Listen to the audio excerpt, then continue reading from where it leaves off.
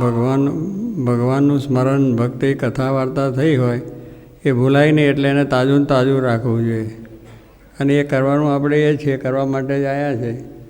હમણાં વિવેકાનંદ સ્વામી શ્લોક બોલ્યા, ગુણાતીતોક્ષરમ બ્રહ્મ. બોલો. ભગવાન પુરુષોત્તમ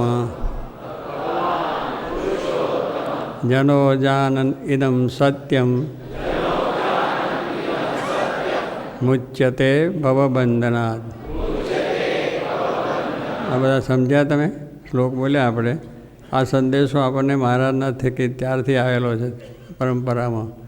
એટલે એ જ સંદેશો આપણે બધાને આપવાનો છે. અમે તમને આપીએ અને તમે બીજાને આપજો. પણ આ સંદેશો શું છે કે ગુણાત્યાન સ્વામી મૂળ અક્ષર છે.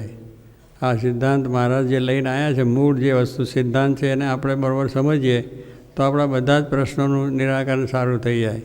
એટલે ગુણાત્યાન સ્વામી મૂળ અક્ષર છે. અને ભગવાન પુરુષોત્તમ, શ્રીજી મહારાજ સાક્ષાત પુરુષોત્તમ અક્ષરધામના અધિપતિ એ આ પૃથ્વી પર આવ્યા અને આપણને અક્ષર પુરુષોત્તમ સિદ્ધાંત આપ્યો.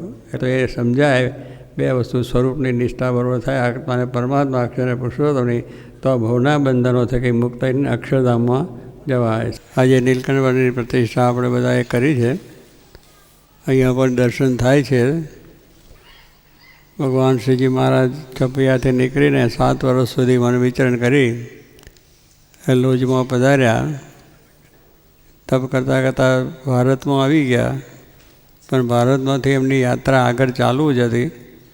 એટલે પછી બધા ફરતા ફરતા આફ્રિકા ગયા અને આફ્રિકાથી પછી અહીં આવી ગયા. અને અહીંયા પોતે સાક્ષાત પાછું જાણ્યું કે આ શહેર સારું છે, બધા ભાવિક ભક્તો છે, બહુ મહિમાવાળા છે અને ખૂબ ભક્તિ હંમેશા માટે તપ કરે છે. અહીંયા બધા તપે બહુ કરે છે.